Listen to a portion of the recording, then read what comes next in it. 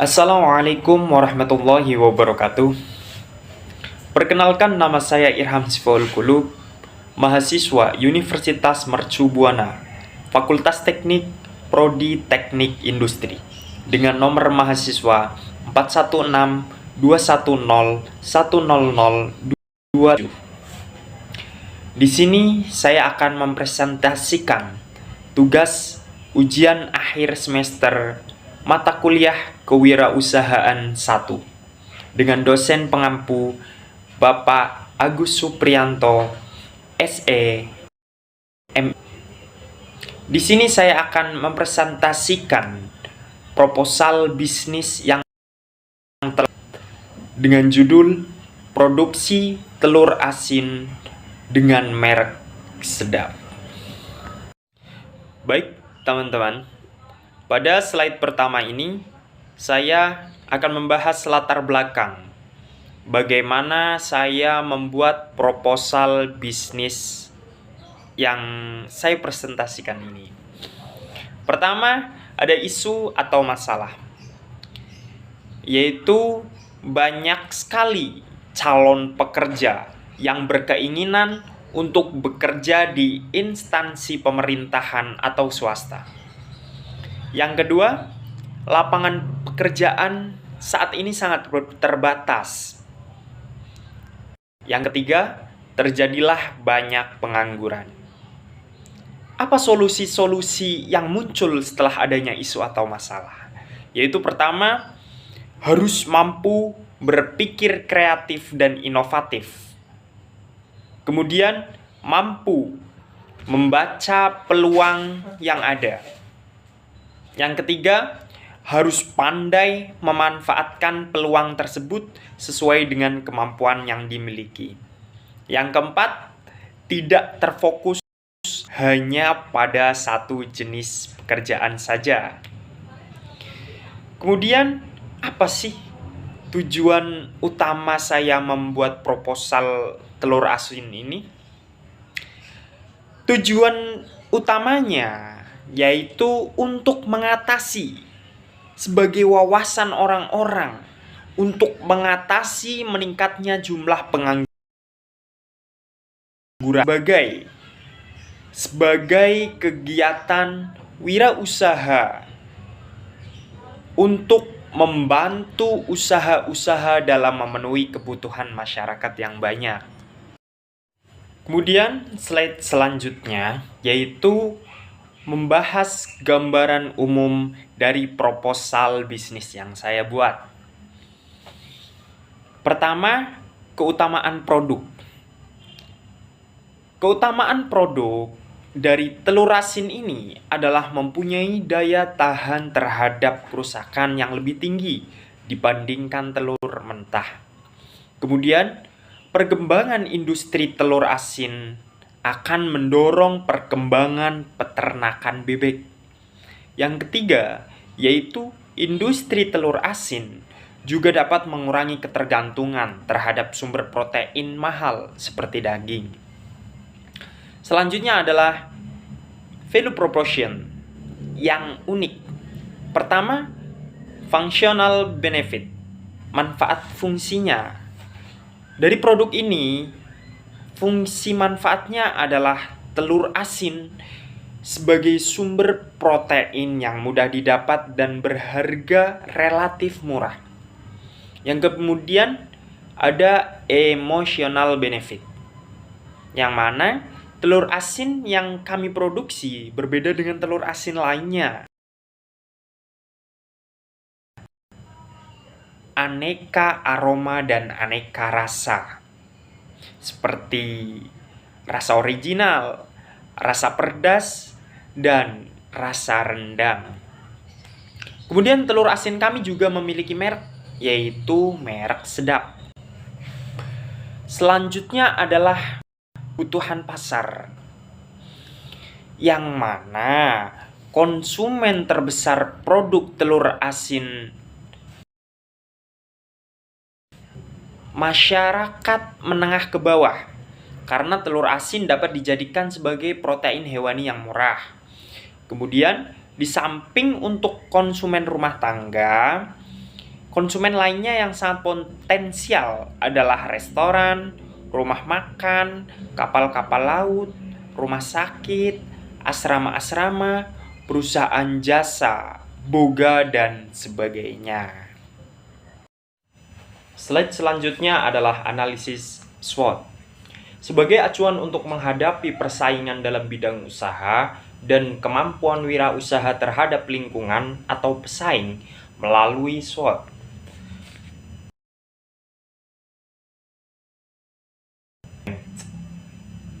Rasa keyakinan terhadap produk yang berkualitas karena kami selektif bahan baku produk yang segar dan bersih.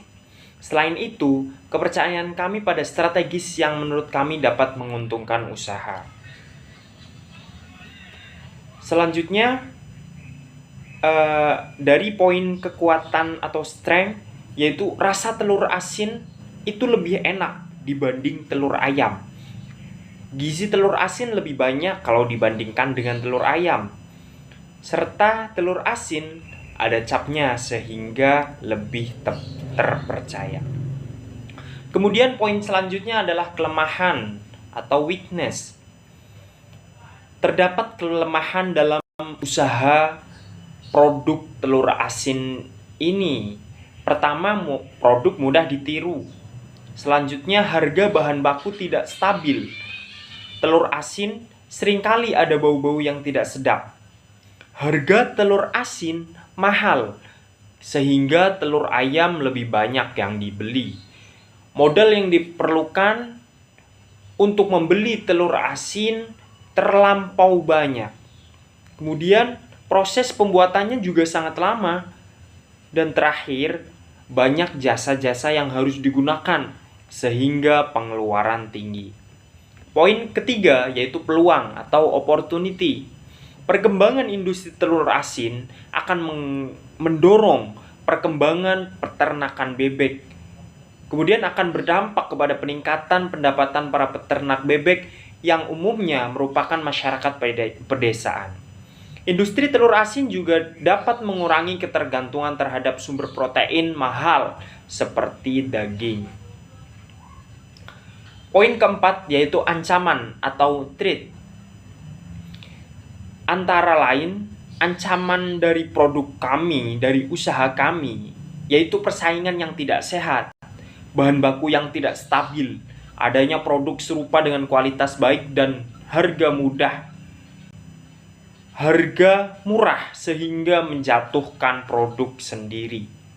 Kemudian banyak bebek yang tidak sehat, bau telur asin sangat tidak sedap sehingga pembeli terancam kapok. Dan banyak telur asin yang pecah. Satu kali pecah terhitung lumayan rugi, apalagi banyak telur yang pecah. Slide selanjutnya yaitu marketing management atau manajemen pemasaran. Pertama, kebijakan produk. Dari segi mutu, telur asin aneka aroma dan rasa yang bermerek sedap ini dibuat dengan cara alami namun bermutu tinggi, lebih tahan lama, dan rasanya tentu lebih nikmat. Dari segi merek, pemberian merek ini dilakukan agar konsumen mudah mengingat produk yang dihasilkan, yaitu telur asin dengan merek sedap. Dari tampilan telur yang besarnya sama rata dan juga bersih, bila dilihat bisa menarik pembeli akan berbentuk tersebut, yang menganalogikan kesan higienis dari produk itu hingga bisa lebih meyakinkan konsumen untuk membeli. Itu dari segi tampilan. Kemudian kebijakan harga atau price. Kebijakan harga dari produk telur asin sedap ini adalah pertama, telur asin aneka aroma dengan harga 3.400 per butir. Kedua, telur asin dengan rasa pedas dengan harga 3.500 per butir. Dan telur asin rasa rendang yaitu dengan harga 3.700 per butir. Hal ini sudah dipertimbangkan biaya produksi dan laba yang diinginkan. Slide selanjutnya yaitu terusan dari materi marketing management. Poin ketiga, pemasaran. Pemasaran produk ini akan dilakukan di daerah sekitar kampus Mercu Buana Jakarta sendiri. Pendistribusian produk ini akan dilakukan dengan 3 jalur, yaitu dijual langsung kepada konsumen, melalui pengecer, dan distributor. Poin keempat, promosi. Promosi telur asin sedap akan dilakukan dengan beberapa media, antara lain pertama brosur. Brosur dibagikan kepada calon yang berada di sekitar tempat produksi. Kemudian kemasan atau stempel pada kulit telur. Stempel akan dibuat semenarik mungkin dan berisi kalimat iklan yang menarik, sehingga dapat pula berfungsi sebagai media promosi. Kemudian manusia merupakan media yang efektif untuk mengenalkan suatu produk dengan perantara orang baik melalui cerita ataupun ajakan. Diharapkan konsumen akan lebih tertarik dan membeli telur asin beraneka aroma dan rasa dengan merek sedap. Slide selanjutnya adalah slide anggaran.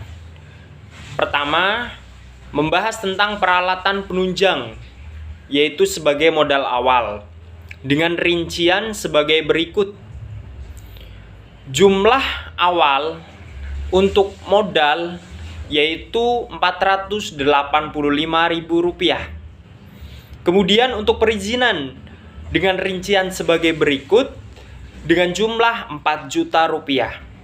Dan untuk pengadaan bahan baku ini kita mengadakan 15 kali dalam 1 bulan, karena proses pembuatan telur asinnya 15 kali dalam sebulan. Jadi untuk sekali bahan baku yang tertera dalam layar ini kita pakai untuk 1 kali, dengan total jumlah 1 kali produksi menggunakan bahan baku senilai Rp555.000. Slide selanjutnya membahas proyeksi laba dan rugi. Poin pertama yaitu penjualan. Dari hasil penjualan, total penjualan untuk 1 tahun adalah Rp190.800.000. Kemudian poin kedua, total biaya pokok produksi untuk 1 tahun yaitu Rp114.300.000. Jadi laba kotornya yaitu total penjualan dikurangi dengan total biaya pokok produksi, dengan hasil Rp190.800.000 dikurangi Rp114.300.000 dengan hasil laba kotornya senilai Rp76.500.000. Poin keempat yaitu total biaya usaha Rp13.715.000. Poin kelima yaitu laba usaha. Laba usaha yaitu dihasilkan dari laba kotor dikurang total biaya usaha. Rp76.500.000 dikurang Rp13.715.000 senilai Rp62.785.000. Kemudian poin keenam yaitu pajak 10% per tahun. 10% per tahun dikalikan dengan laba usaha yaitu Rp62.785.000.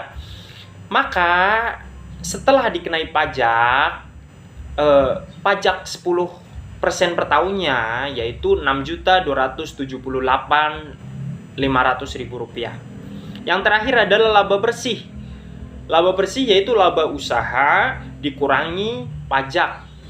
Laba usahanya itu Rp62.785.000 dikurangi Rp6.275.500 senilai Rp56.506.500 per tahun. Jadi dari produksi telur asin sedap ini kita memperoleh laba bersih per tahun Rp56.506.500. Jika dihitung untuk menjadi bulanan, maka per bulan kita mendapatkan Rp4.708.875. Slide selanjutnya yaitu strategi. Strategi pemasaran yang dilakukan oleh kami yaitu pertama dititipkan ke warung, toko oleh-oleh, restoran, rumah makan, dan sebagainya. Kemudian membuka kios di rumah atau tempat lain yang dilalui banyak orang. Kemudian strategi ketiga yaitu menjual telur asin secara online melalui marketplace ataupun sosial media. Kemudian saya mempunyai rencana ke depan, mempunyai inovasi. Untuk 2 tahun ke depan, saya akan membuka banyak kios telur asin ataupun memiliki banyak cabang. Untuk 4 tahun ke depan, rencana 4 tahun ke depan, saya memiliki restoran dengan aneka olahan telur asin. Dan untuk 6 tahun ke depan, saya memiliki peternakan bebek sendiri, sehingga tidak perlu suplai dari luar. Kenapa peternakan bebek saya masukkan ke dalam 6 tahun ke depan? Karena saya akan melakukan proses pengumpulan modal dahulu. Kemudian kesimpulan dari proposal bisnis yang saya buat yaitu berwirausaha merupakan peluang mengembangkan usaha sesuai kemampuan pribadi masing-masing. Namun seorang wirausaha harus mempunyai kecakapan dalam melihat analisis SWOT sehingga dapat mengembangkan usaha dengan baik dan lancar, tidak menimbulkan kegagalan, produksi di tengah jalan. Maka seorang wirausaha harus merencanakan usaha semaksimal mungkin agar usaha berkembang dengan cepat. Seorang wirausaha harus menjalin partner usaha dengan pengusaha lain.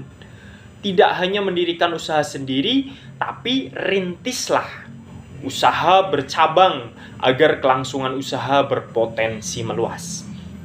Laporan tugas akhir semester kewirausahaan ini dibuat untuk semata-mata memenuhi tugas ujian akhir semester mata kuliah kewirausahaan 1. Penulisan laporan ini bertujuan untuk penilaian objektif mata kuliah kewirausahaan agar dapat memberikan nilai akhir yang akan diperoleh oleh mahasiswa.